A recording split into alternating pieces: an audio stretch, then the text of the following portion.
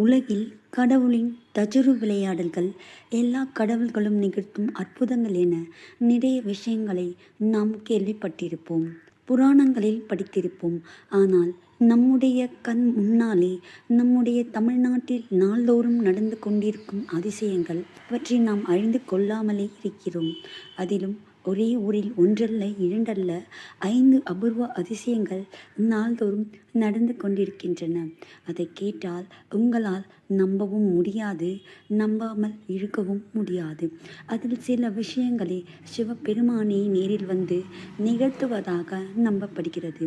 கோயம்புத்தூருக்கு அருகில் 6 கிலோமீட்டர் தூரத்தில் இருக்கிறது பேரூர்.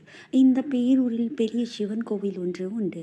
அந்த கோவிலின் பெயர் பட்டீஸ்வரர் கோவில் ஆகும். அதனால் இந்த ஊரும் பட்டீஸ்வரம் என அழைப்பதே பிரபலமாகி போனது. இது தேவாரத்தில் பாடல் பெற்ற ஸ்தலங்களில் ஒன்று. இங்குள்ள சிவன் அதீத ஆற்றல் கொண்டவராக அந்த ஊரில் உள்ள எல்லோருக்கும் பாரபட்சமே இன்றி மறுபிறப்பில்லாத முக்தியை வழங்குகிறாராம். அது மட்டுமல்ல, இந்த ஊரில் இன்னும் 5 அதிசயங்கள் நடக்கின்றன. அது என்ன என்று தெரிந்து கொள்வோம். இந்த ஊரில் இறந்து போகின்றவர்கள் உடல் எரிக்கப்பட்டு சடங்குகள் செய்யப்பட்ட பின் மற்ற எல்லா ஊர்களைப் போலவும் எலும்பு துண்டுகளை எடுத்துக்கொண்டு சென்று அவர்கள் முக்தி அடைய வேண்டும் என்பதற்காக ஆற்றில் விடுவார்களாம். அப்படி விடப்படுகிற எலும்பு துண்டுகள் என்ன ஆகும் தெரியுமா? ஒரு சில வாரங்களுக்கு உள்ளாகவே இந்த எலும்புகள் யாவும் கல்லாக மாறிவிடுமாம். இந்த அதிசயம் தொடர்ந்து பல 1000 ஆண்டுகளாக நடந்து கொண்டிருப்பதாக அந்த ஊர் மக்கள் தெரிவிக்கிறார்கள். பொதுவாக பனைமரம் எவ்வளவு காலம் வரை இருக்கும்? அதிகபட்சம் 100 முதல் 120 வரை இருக்கும்.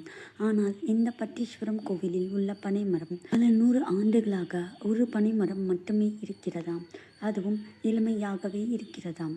கடும் கோடையில் கூட சிறிதளவு கூட இந்த பனைமரம் வாடி போகாதாம். பனைமரம் மட்டும் இல்லைங்க, இந்த பட்டீஸ்வரர் கோவில் வளாகத்தில் ஒரு பெரிய புளிய மரமும் இருக்கிறதாம். அதில் சீதன் சமயங்களில் புளியம்பழங்கள் காய்த்து தொங்குமாம். அதில் என்ன அதிசயம் என்று கேட்கிறீர்களா? இருங்க சொல்கிறேன். அந்த குறிப்பிட்ட புளிய மரத்தில் காய்க்கின்ற பழங்களில் உள்ள விதைகளை முளைக்க வைத்தால் எத்தனை நாட்கள் ஆனாலும் முளைக்காதாம். இந்த புளிய மரம் கூட அந்த கோவிலில் உள்ள சிவனின் முக்தி பெற்று மறுபிறப்பில்லாமல் இருக்கிறதாக ஐதீகம் உண்டு. கோவிலை சுற்றியுள்ள மக்களுடைய ஆடு மாடுகள் கோவில் வளாகத்துக்குள் வந்து மேய்ந்து கொண்டிருக்குமாம். அப்படி மேய்ந்து கொண்டிருக்கையில் அவை சாணங்கள் போட்டால் அவை எத்தனை நாட்கள் ஆனாலும் அப்படியே இருக்குமாம்.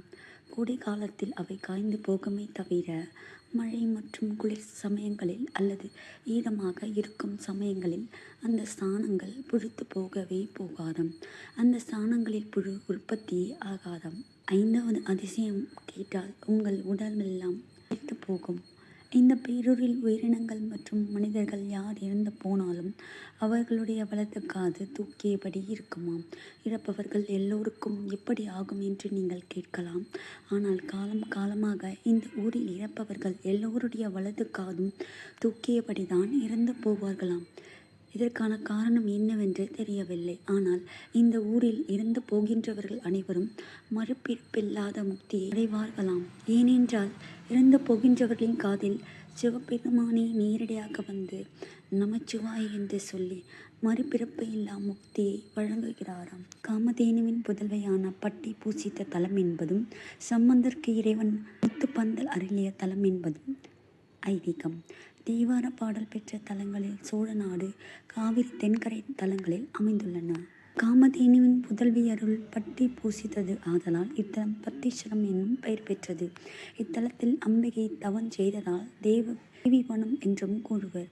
ஞானசம்பந்தர் வரும் காட்சியை காண இறைவன் நந்தியை விலகி இருக்குமாறு சொன்னதால் இங்குள்ள நந்திகள் சந்நிதியில் இருந்து விலகியே உள்ளன. ராமேஸ்வரத்தில் ராமர் ராமநாதரை பிரதிஷ்டை செய்து வழிபட்டு திரும்பிய போது இங்கும் வில் முனையால் கோடி தீர்த்தம் உண்டாக்கி வழிபட்டதாக வரலாறு. இங்கும் ராமலிங்க சந்நிதியும் கோடி தீர்த்தமும் உள்ளது. தல விநாயகராக அனுச்சனை விநாயகர், மதவாராயண பிள்ளையார் உள்ளார். ஞானசம்பந்தருக்கு இறைவன் முத்துப்பந்தல் அருளிய திருப்புடைய தலம். இத்தலத்தில் 5 நந்திகள் உள்ளன. அனைத்தும் சந்நிதியிலிருந்து விலகியே உள்ளன. விஸ்வாமித்திரர் பிரம்ம ரிஷி பட்டம் பெற்றது இத்தலத்தில்தான். இங்குள்ள துர்க்கை சோழர் காலத்தில் பிரதிஷ்டை செய்ததாக கல்வெட்டு உள்ளது.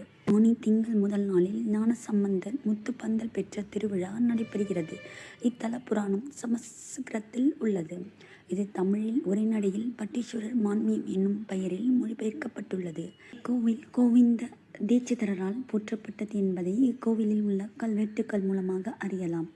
ஞானாம்பிகை சன்னதியில் கோவிந்த தீட்சிதர் மற்றும் அவருடைய துணைவியார் நாகமாம்பா ஆகியோர் உருவ சிலைகள் உள்ளன.